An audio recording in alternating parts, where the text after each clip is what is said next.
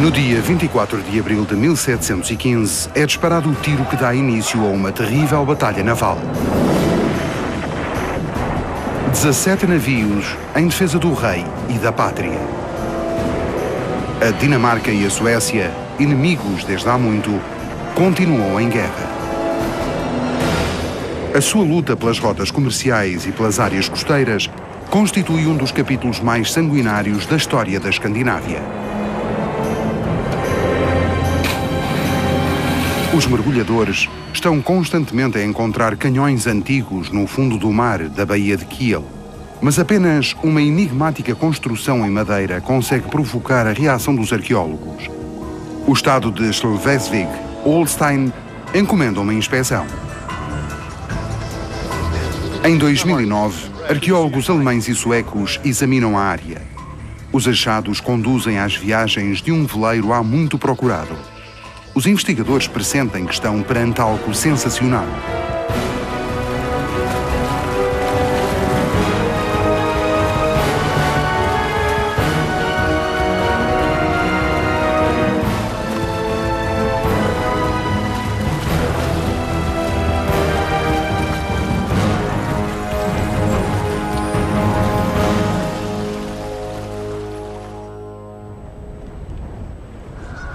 No tranquilo porto de Strande, no estado de Schleswig-Holstein, investigadores do Departamento Regional de Arqueologia fazem os últimos preparativos para o projeto Destroços no Báltico.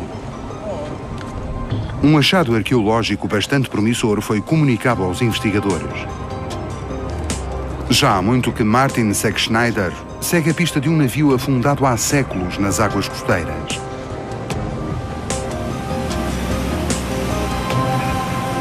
A plataforma na Baía de Kiel funcionará durante 2 semanas como base de trabalho. A partir daí, a equipa irá proceder a um inventário dos achados na vasta área e tentar identificar os destroços. Wir haben aus den Schriftquellen Informationen, dass hier ein Wrack liegen muss. Und jetzt scheint es tatsächlich da zu sein. Und es besteht die Chance, sozusagen dieses Wrack wirklich mit einem ganz konkreten Namen zu verbinden und ein Stück Geschichte hier wieder lebendig zu machen. Und da wird es richtig spannend.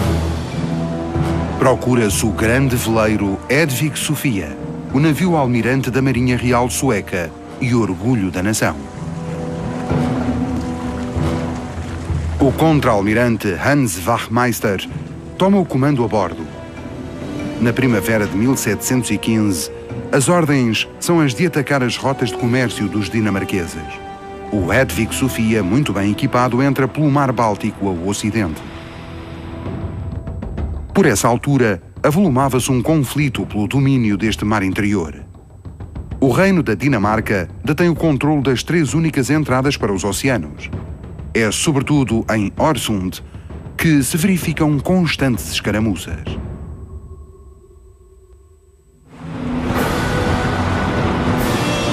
Quando a marinha dinamarquesa toma conhecimento dos ataques dos suecos, é obrigada a agir com rapidez. Logo a seguir, é reunida uma frota de 11 veleiros que deverão pôr-se no caminho do inimigo.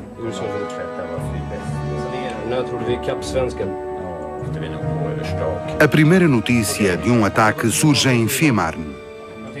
O Hedvig Sofia foi avistado em frente à ilha, acompanhado por mais 5 navios de guerra.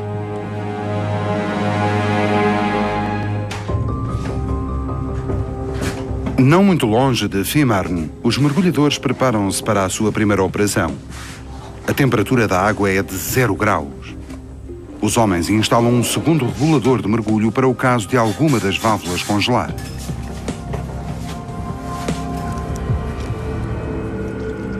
Embora os arqueólogos conheçam as coordenadas do local, a orientação nem sempre é fácil naquelas águas leitosas. Primeiro, os mergulhadores deparam-se com uma elevação fortemente fossilizada. Entre a espessa camada de vegetação, vêem-se inúmeras pedras de lastro. Em linha reta, encontra-se o típico cavername de madeira de um grande veleiro. Os investigadores acertaram em cheio. No fundo do mar Báltico jazem os destroços de um histórico naufrágio. A situação e as dimensões têm de ser documentadas no local, Só depois disso os técnicos poderão dar início ao levantamento dos destroços na esperança de se encontrar o nome do navio. Es scheint ein absolut mächtiges Schiff gewesen zu sein. Der Steinhaufen, den man sieht, ich denke mal, das sind die Ballaststeine. Der ist enorm, der ist sicherlich über 20 Meter lang, wahrscheinlich 25 Meter lang, ragt geschätzt 1,5 Meter aus dem Sediment raus, also es ist gigantisch. Rolf Lorenz andou durante 40 anos em busca dos restos do naufrágio, mas na Baía de Kiel não obteve quaisquer resultados. Lorenz foi um dos primeiros a fornecer pistas credíveis sobre o navio. Já na década de 70, encontrara uma quantidade de munições antigas. Também as balas de mosquete provêm de sua coleção. Com a localização dos destroços, este mergulhador profissional irá ver concretizado o sonho da sua vida. Finalmente, os seus achados poderão ser classificados com referência a um navio. Rolf Lorenz protege todo o material de imagem como se fosse um tesouro, pois ele documenta os seus primeiros mergulhos na enseada de Kiel. Especialmente relevantes são as imagens de uma câmara de construção caseira. Quando Lorenz se deparou com alguns dos canhões, quis levar pelo menos um deles para a terra. Para elevar o colosso até à superfície, precisava de uma máquina elevatória especial. Pegou em túneis de azeite vazios e encheu-os com ar comprimido. Os túneis e o canhão foram ligados entre si com um cabo. A impulsão levou a que o conjunto subisse lentamente, mas de modo seguro, até à superfície. A peça militar encontra-se já há muito tempo no Departamento Regional de Arqueologia. O canhão de Lorenz data do século XVIII, conforme foi determinado pelos peritos, mas só agora os indicadores históricos ganham contornos. Em abril de 1715, o oficial dinamarquês Peter Wessel recebe ordens para perseguir a frota sueca. Este ambicioso homem conseguiu uma carreira de sucesso, passando em poucos anos de grumete a capitão de fragata.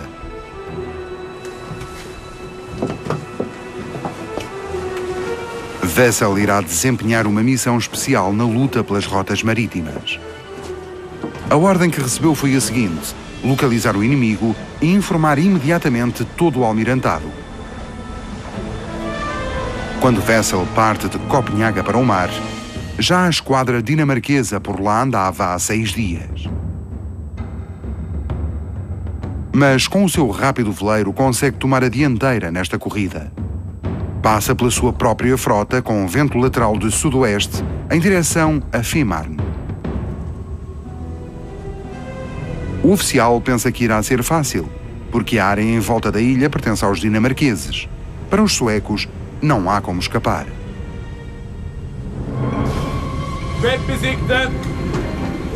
No dia 22 de abril, o barco espião descobre o inimigo sueco. Como se oferecido de bandeja, o Hedvig Sofia encontra-se ali com toda a frota. Wessel dá imediatamente a volta e à tarde chega às linhas dinamarquesas e informa os seus superiores acerca do número e posição dos navios suecos. A perseguição pode começar.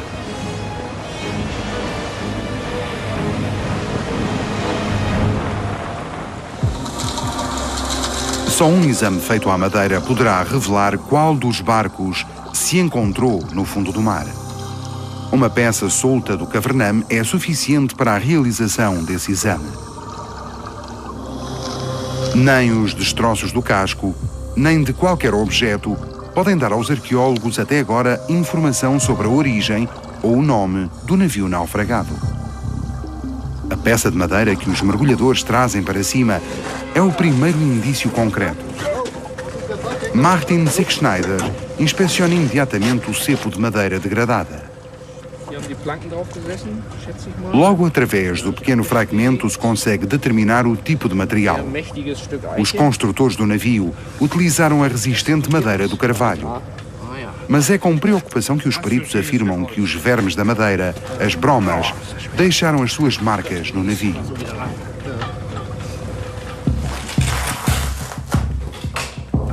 Só os exames laboratoriais poderão dizer se o exemplar será útil para a obtenção da data. O Dr. Karl Uwe Oisner faz o teste nessa amostra. A seguir, prepara a peça para o chamado exame dendrocronológico. Começa por cortar uma parte da madeira onde se vêem os anéis de crescimento da árvore, que dão informação sobre a sua idade. Os veios da madeira são também um registro importante sobre dados climáticos. Quanto mais larga a distância entre os anéis, mais propícias seriam as condições para o crescimento da árvore. Oisner mede com um microscópio as distâncias entre os anéis. Im Mikroskop ist ein Fadenkreuz und mit dem Fadenkreuz können wir jeden einzelnen Jahrring genau ansteuern. Und jedes Mal, wenn ich hier die Maus bediene, dann überträgt die Messanlage den Messwert auf den Computer.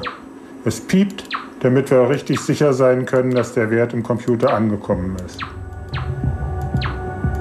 No computador, os dados são convertidos para uma amostra gráfica. Depois, Oisner seleciona ficheiros com os respectivos gráficos comparativos.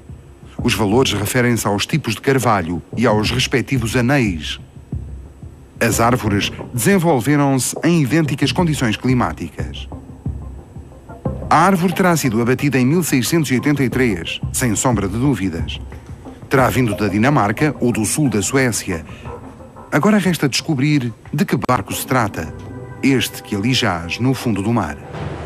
O contra-almirante Wachtmeister estava numa situação delicada. O inimigo tinha-o avistado. No dia 24 de abril de 1715, as duas frotas adversárias recebem ordem de combate. Os grandes navios de guerra tomam a dianteira. As fragatas mais pequenas tentam combater em segunda linha. Numa batalha naval, a utilização de uma boa tática é decisiva para a vitória ou para a derrota. Estes colossos flutuantes não eram fáceis de manobrar. E o Hedvig Sofia também não é exceção. O grande veleiro foi construído de modo a resistir ao fogo dos canhões inimigos. Hans Wachtmeister joga tudo numa cartada. Dá ordens para que os canhões fiquem a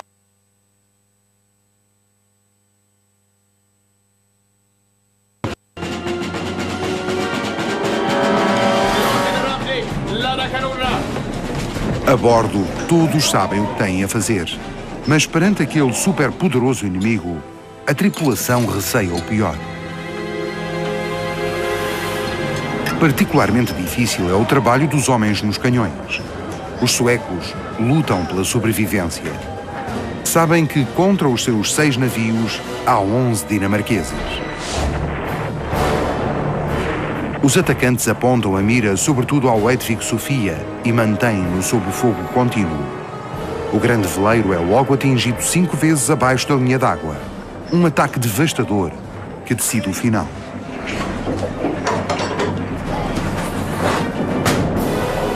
Os dinamarqueses disparam para todo o lado. Com 498 canhões, são de longe militarmente superiores ao inimigo, que no total apenas dispõe de 323 peças.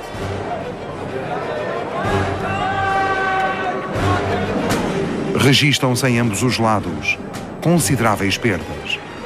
Os dinamarqueses sofrem pesadas baixas. A luta pelo Báltico cobra o seu tributo. Wachtmeister tenta de várias formas quebrar a linha de combate, na esperança de poder fugir para o seu país, mas as suas manobras não têm sucesso. Há muito que o Hedvig Sofia mete água. O navio almirante está prestes a afundar-se. O Vasa mostra bem quais as dimensões de um barco de guerra do século XVII. No entanto, esta joia da marinha sueca nunca pôde entrar ao serviço. Na sua viagem inaugural, o grande veleiro afundou-se na doca de Estocolmo. A sua construção custou à Casa Real a exorbitante soma de 100.000 thalers reais. Este navio de 2 cobertas levava 64 canhões a bordo. Só para o casco foram preparados cerca de 1000 troncos de carvalho, sem falar da madeira para as mais de 700 figuras talhadas e para as superestruturas. Um navio de guerra não era apenas uma arma, era sobretudo um investimento oneroso. A ship that was already armed and provisioned was an immediately useful tool for your enemy. And so if you started with 2 fleets of equal size, say 10 ships, and one fleet captures one from the other, now that ship has a 2-ship advantage. So that it's now 11 to 9. And so it's an extremely valuable commodity because of the time it takes to build a ship. It took 2 or 3 years to build and outfit a ship. It only took 1 day to capture one. Na Baía de Kiel, os investigadores continuam com dúvidas. Não é clara a razão pela qual os destroços se encontram em águas pouco profundas. E também é misterioso o facto de não existirem no local do afundamento vestígios de uma batalha. Finalmente, os mergulhadores encontram canhões e balas de canhão a cerca de 100 metros de distância e em linha reta em direção ao mar alto. Parece que as munições apontam o caminho para o navio. O resultado do inventário engana. Das Wrack selber ist ja unter Wasser sehr unscheinbar. Wir haben es jetzt freigelegt, davor war eigentlich fast gar nichts davon zu sehen. Bei den Kanonenkugeln im Feld war das anders.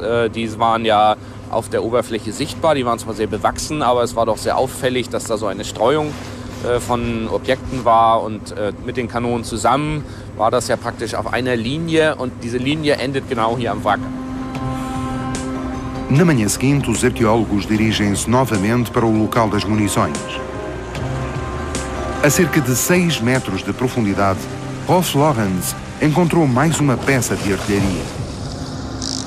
Lorenz é da opinião de que se trata de um lote de munições que só muito raramente se encontra. O tamanho, o número e a disposição das balas apontam para um chamado disparo em cacho. A tecnologia bélica do século XVII atribui-lhe esse nome devido ao aspecto característico que faz lembrar um cacho de uvas.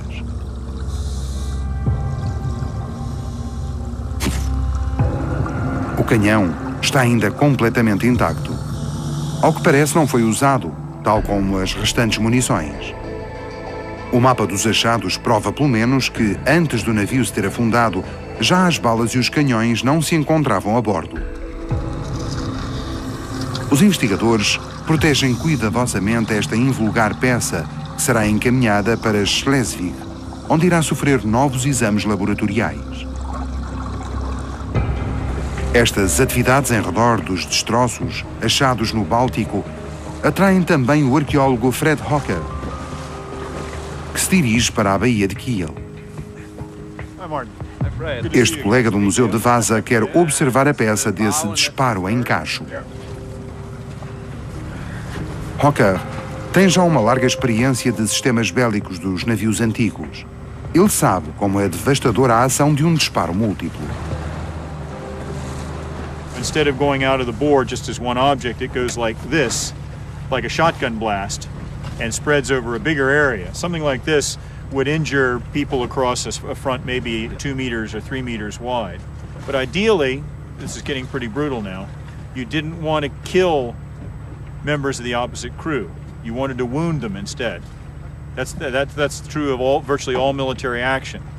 A dead man is 1 man out of action. A wounded man is 3 or 4 men out of action. The wounded man plus the 2 or 3 men it takes to take care of him, to get him out of the way, while he's screaming and demoralizing everybody around him. No interior de um destes canhões encontram-se mais de 12 balas de ferro, como se fossem uvas dispostas num pedúnculo de madeira. O conjunto é colado com resina, envolvido por um tecido e feito assim num embrulho. A quando do disparo do canhão a pólvora negra é inflamada e o cacho explode. O efeito é comparável a uma gigantesca carga de chumbo. Depois da batalha, o Hedvig Sofia mal consegue manobrar, enquanto Hans Wachtmeister lamenta os mais de 700 mortos e feridos. Os suecos esperaram até ao fim por reforços, mas não se avista qualquer ajuda.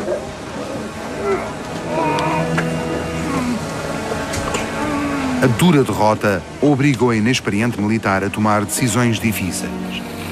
A sua esquadra não pode de forma alguma cair nas mãos do inimigo.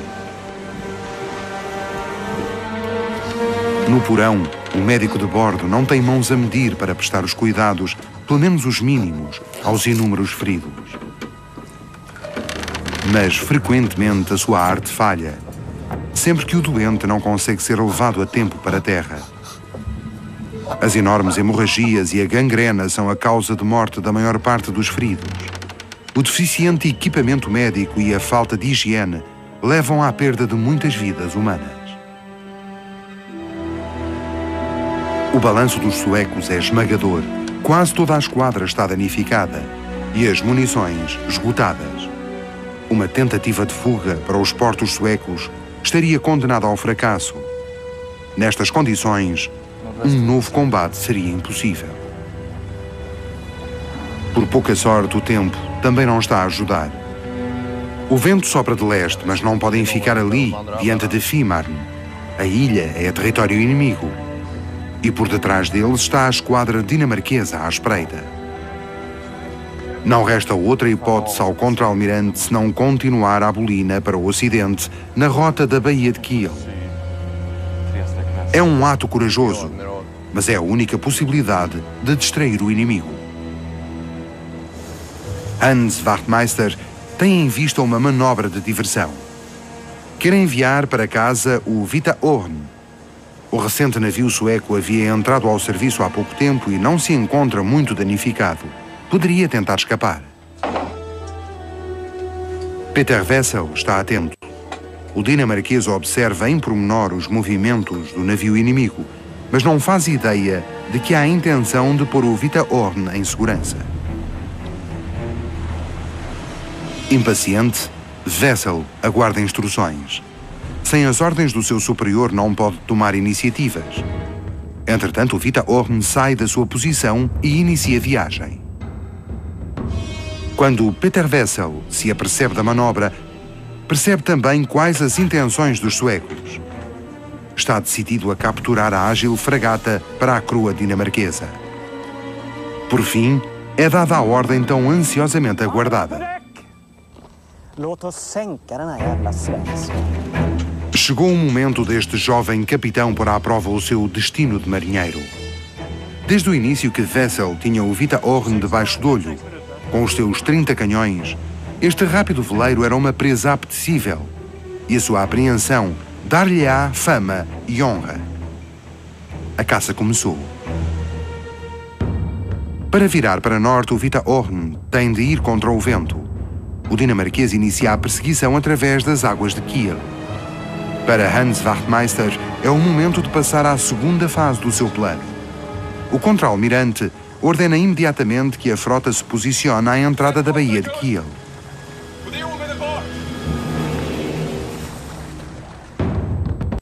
Os dinamarqueses contemplam inativos enquanto o inimigo se afasta. Acreditam que a esquadra sueca irá cair conscientemente na cilada. Peter Wessel, pelo contrário, continua concentrado no Vita Orn, que de vez em quando lhe foge da vista. Os registros contam como ele, com manobras arrojadas, tentou alcançar o inimigo. Mas o Vita Orn navega a toda a velocidade em direção a norte. Se a fragata conseguir passar pela pequena enseada e desaparecer no mar, ficará em segurança. Na manhã enovoada do dia 25 de abril de 1715, o capitão dinamarquês dá início à última corrida. Os navios suecos estão, entretanto, ancorados nas águas da Baía de Kiel. Para eles, já não haverá hipótese de regresso. O castelo de Gottorf, em Schleswig. Neste soberbo monumento carregado de história, encontram-se imensos achados desta grande guerra nórdica. Recentemente foi adicionada a peça de artilharia de disparo múltiplo, vinda do Mar Báltico. Desde que foi entregue ao restaurador, a frágil peça encontra-se mergulhada num banho ácido.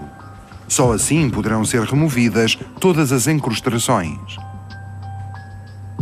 Logo após o primeiro tratamento, vê-se o excelente estado da madeira, do tecido e das balas.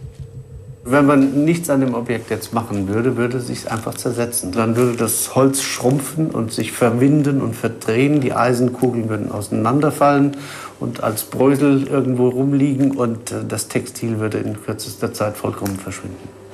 Es wäre also nicht mehr das, was es ist.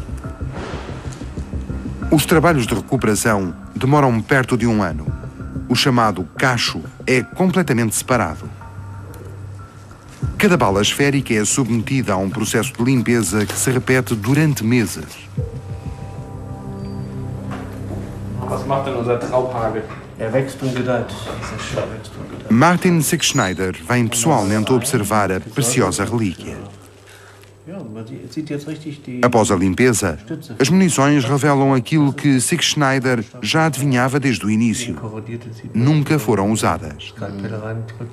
O que é um forte indício do que se terá passado na Baía de Kiel. Wer schmeißt schon freiwillig seine Munition weg, damit gibt er sich ja auch preis.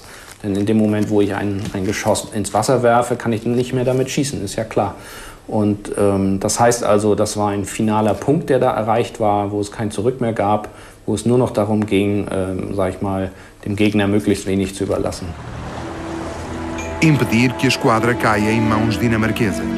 É este o plano dos suecos. Hans Wachtmeister quer destruir o Hedvig Sofia juntamente com os restantes 4 navios. O contra-almirante encena diante dos olhos dos inimigos um espetáculo como raramente se verificou na história dos conflitos navais. A poucas milhas da costa, o capitão mede pela última vez a velocidade. A profundidade do mar, ali, não excede os 10 metros. Ordena então que sejam lançados pela amurada canhões e munições, cordame e mastros, e afundados todos os navios.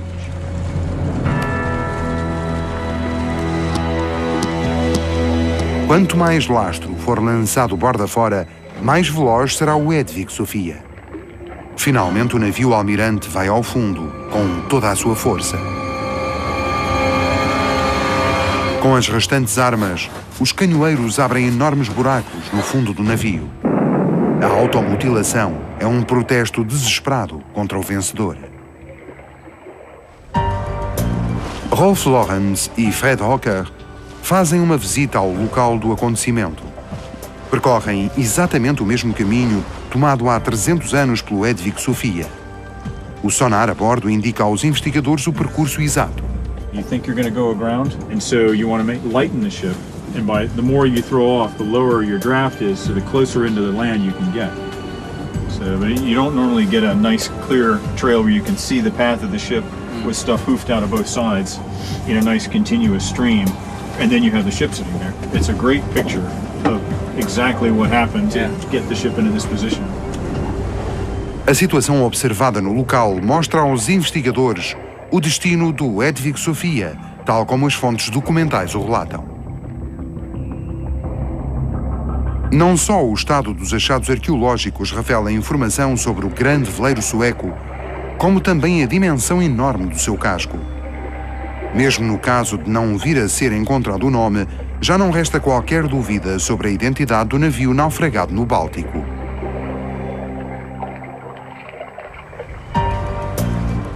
Rolf Lorenz não desiste da busca. A sua intuição já conduziu este experiente mergulhador muitas vezes à pista correta. Há vários anos que o filho, Gerald, o acompanha nestas incursões às profundezas do mar Báltico. Cresceu no meio da caça aos navios antigos. Os dois formam uma equipa bem afinada.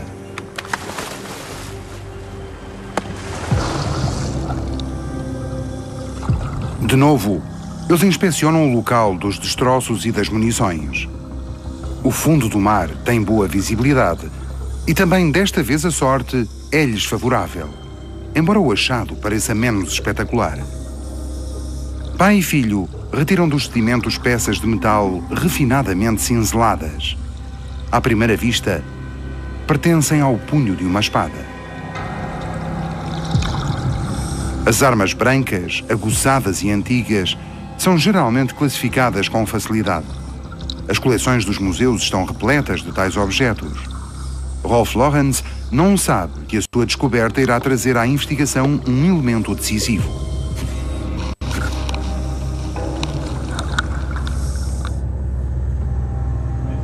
Martin Zickschneider e 2 colegas de Copenhaga examinam os objetos à lupa. Os investigadores procuram sinais característicos. O chamado copo da espada fornece importante informação. O aspecto da lâmina, arco e punho aponta para o início do século XVIII. Não só o rei Carlo da Suécia usou um modelo igual, como também fazia parte do fardamento de um almirante.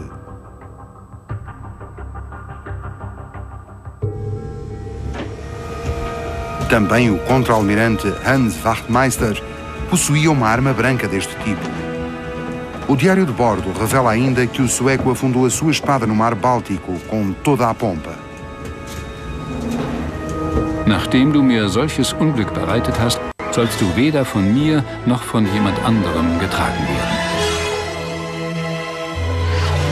Este simples achado terá sido o último legado pessoal de Wachtmeister antes da rendição.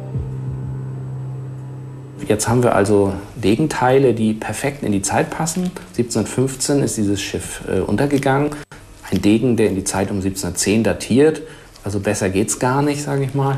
Und ob das nun tatsächlich der Degen des Herrn Wachtmeister war, werden wir, glaube ich, nie schlussendlich erfahren. Aber es gibt schon eine gewisse Wahrscheinlichkeit dafür, dass es so ist. Und das ist schon bemerkenswert, dass wir diese Teile direkt am Wrack gefunden haben. A muitas milhas de distância da sua esquadra, Peter Wessel não sabe o que se passa na Baía de Kiel. O dinamarquês perseguiu o Vita Horn durante quase toda a noite. Ele acreditava já o ter perdido quando conseguiu cortar-lhe o caminho e obrigá-lo a dar meia volta. Na manhã do dia 25 de abril, o capitão segue para sudoeste. Wessel tem de levar a sua presa para lugar seguro em território dinamarquês.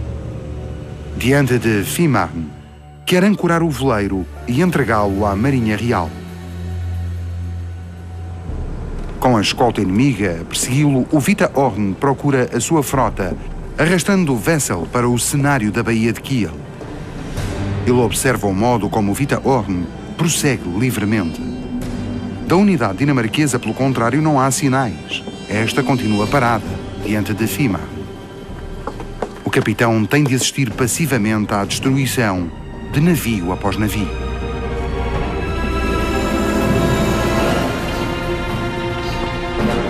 Subitamente, também algo acontece no Vita Horn. Os canhões são içados para a borda e os ares são rasgados por explosões. Apenas uma hora mais tarde, também a joia da coroa sueca vai ao fundo. Wessel envia imediatamente uma comunicação aos seus superiores.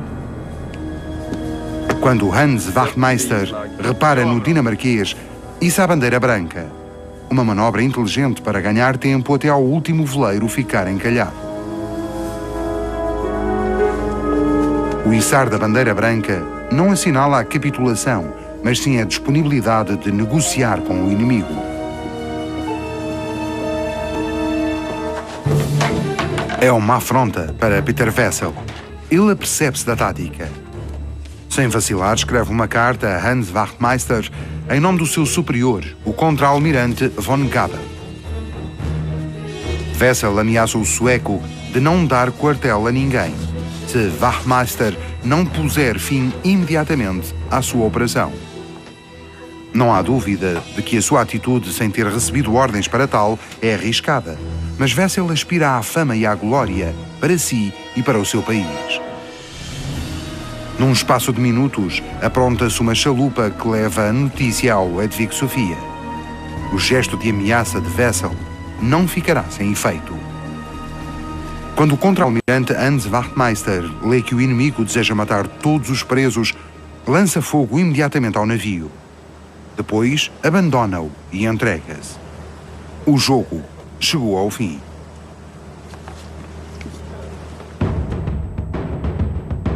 Peter Wessel traz o sueco para o navio almirante dinamarquês. A esquadra, entretanto, foi empurrada para a Baía de Kiel. Os prisioneiros são recebidos pelo vencedor com todo o respeito, uma honra atribuída a um oficial de alta patente. O encontro entre Carl von Gabel e o seu opositor Hans Wachtmeister é uma reunião de pares. Mitt vapen har redan gått förlorat. Men amiralen är inte utan ära. Von Gabel registará mais tarde no seu diário de bordo que o sueco apareceu desarmado e que lhe terá dado a sua própria espada. Não é um gesto tão desinteressado como possa parecer. Von Gabel deseja fazer um pequeno acordo. Wachtmeister deverá registar no seu relato de guerra as ações heroicas de Von Gabel. A coragem de Wessel, oficialmente, não tem qualquer valor. Pelo menos Wessel pode libertar o Vita Horn. É nele que o capitão dinamarquês ruma a Copenhaga. Wessel hat an Bord den Bericht von Gabel über die Schlacht, den er dem König zu übergeben hat. Das gelingt ihm nicht, weil der König nämlich auf Gottorf ist. Das wusste zu dem Zeitpunkt, als Wessel abfährt, aber niemand. Und er nutzt dann die Gelegenheit, den Bericht quasi in Absenz abzugeben, aber dann auch gleich noch einen kleinen Brief an den König zu schreiben, in dem er dann auch noch mal darauf hinweist, wie toll er gekämpft hat und was für ein hervorragender Krieger er doch ist. Meu rei todo-poderoso, o mais digno e supremo rei e senhor, escreve Peter Wessel, dirigindo-se a Frederico IV. Depois dos habituais floreados, vai diretamente ao assunto, o seu grande mérito na batalha pelo Mar Báltico. Não omitiu nada sobre o modo como conseguiu levar o Vita Horn para dentro da Baía de Kiel. O facto da fragata ter resistido deve-se apenas à sua tática. E agora, desejaria ter a autorização para capturar novos navios com o Vita Horn. E assina a carta. Entre todos, o mais humilde, Peter Wessel.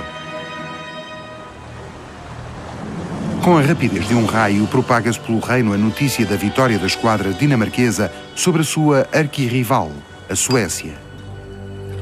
Contudo, na atribuição das medalhas, Peter Wessel fica de mãos vazias. Nos meses seguintes, escreve várias cartas à Sua Majestade. A sua persistência faz-se pagar. Finalmente, em junho de 1715, com 25 anos, o capitão recebe o comando do Vita Horn.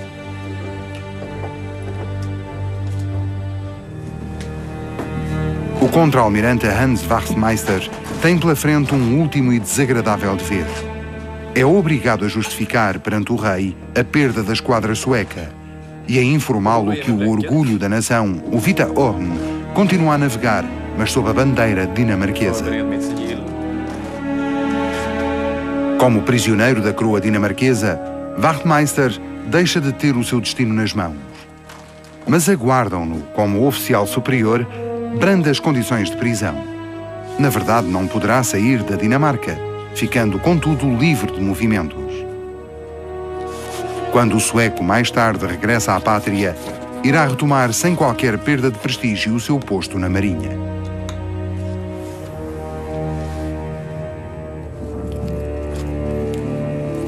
Também para o capitão Peter Wessel se abrem novos tempos. Ele impõe-se, através de outras contendas no mar, pelo seu olhar estratégico e postura descomprometida. Wessel ficará na história como Tordenskjold, o escudo do trovão. Ainda hoje não há criança na Dinamarca que não conheça o seu nome. O violento combate frente à cidade de Fehmarn é apenas o início da disputa pelo Mar Báltico. Repetidamente, o reino da Dinamarca irá defrontar com sucesso a poderosa Suécia. Uma guerra de excelência, com grandes perdas para ambos os lados. As árduas vitórias asseguram à coroa dinamarquesa os direitos territoriais no norte da Europa. Pelo contrário, a Suécia perde a sua posição-chave. Mas o verdadeiro vencedor chama-se Rússia. O antigo aliado da Dinamarca irrompe na cena política. Em pouco tempo, o grande irmão irá deter todo o controlo.